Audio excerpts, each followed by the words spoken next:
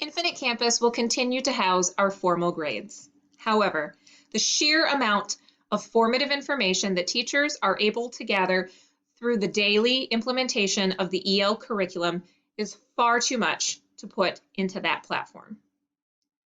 Using this updated guidance can support clearer understanding for parents, students, and other stakeholders about general grade level progress, while using alternative methods such as the student tracking sheets, embedded EL rubrics, or the Canvas communication platform can give more detailed, specific skill feedback on a daily basis. Not all buildings are implementing the same option for SRG. For more information about Grading Practice 3, review the DMPS Grading Handbook that is linked in your curriculum guide. Options 2 and 3 both use alpha codes. AT for achieving target, PT for progressing towards target, etc.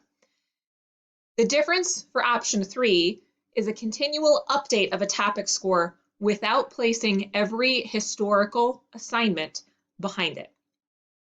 Because of the sheer amount of information that EL provides us, option 3 may be the easiest to communicate current progress. As always, follow the grading practice that you are directed to by your building administration. In the 21 school year, you are allowed to add additional evidence beyond the 7 module assessments. These assessments should carry the most weight, but may not provide a complete picture for all required reporting topics. If it is identified by a PLC that additional evidence would be helpful, it should be minimal and determined as a team. Make sure that additional bodies of evidence have been completed independently by the student, and be mindful about the amount of scaffolding that was incorporated as part of the lesson. This may be particularly helpful around mid-unit assessments where limited selected response questions may not give us a full and accurate picture of student understanding.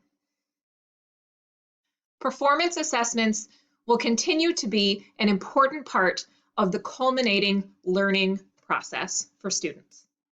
Each PLC has the power to adapt these projects to best fit the needs of your school community, the current resources, and student input. But the standards addressed and the objectives must remain the same. For example, 6th grade creates a web page in Module 1. Based on your comfort level in skill in web design, this project may be changed to a different type of presentation.